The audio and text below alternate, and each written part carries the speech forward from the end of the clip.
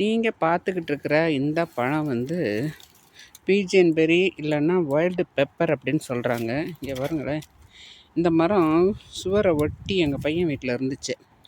சுவரை ஒட்டி இருக்கிறதுனால அது சுவருக்கு வந்து கொஞ்சம் ஆபத்து இல்லையா? ஸோ அந்த மரத்தை நாங்கள் இன்றைக்கி கட் பண்ணிட்டோம். பாருங்கள், கட் பண்ணி பார்த்தா எவ்வளோ பழம் இருக்குன்ட்டு. இது நம்ம வந்து சாப்பிட்றது இல்லை, இது குருவிகள் சாப்பிடுது, கோழிகளுக்கு கொடுக்குறாங்க.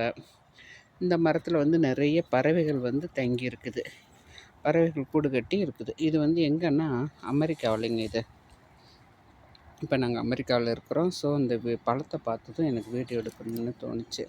பாருங்கள் எவ்வளோ கட் பண்ணி போட்டிருக்குறோன்ட்டு. இன்றைக்கி எல்லாத்துலேயும் பழம்தான்.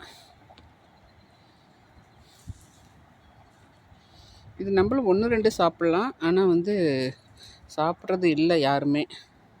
நம்ம ஊருக்கு இந்த மரம் வந்தால் சாப்பிடுவாங்களோ தெரியல. இது வருஷம் முழுக்க பூ பூத்து காய் காய்ச்சிக்கிட்டே இருக்குது. ஸோ வந்து எல்லோரும் வந்து இதை வீட்டுக்கு முன்னால் அலங்காரத்துக்காக வச்சுருக்காங்க.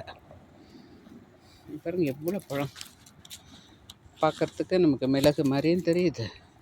நல்லா பழம் பழுத்துருக்குது.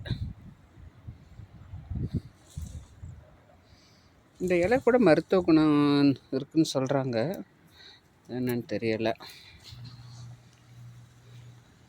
இந்த பேர்ட்ஸ் எல்லாம் இது சாப்பிடுது, இந்த பழத்தை வந்து பேர்ட்ஸ் சாப்பிடுது.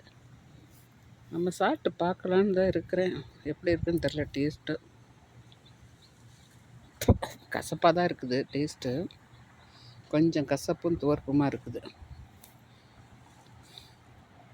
நான் கூட விதை ஸ்டோர் பண்ணி விதையெல்லாம் காய வச்சு எடுத்து வச்சுருக்கிறேன். ஊருக்கு கொண்டு வந்து வீட்டில் செடி மரம் வளர்க்கலான்ட்டு.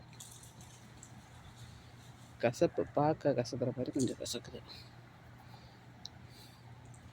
தேங்க்யூ.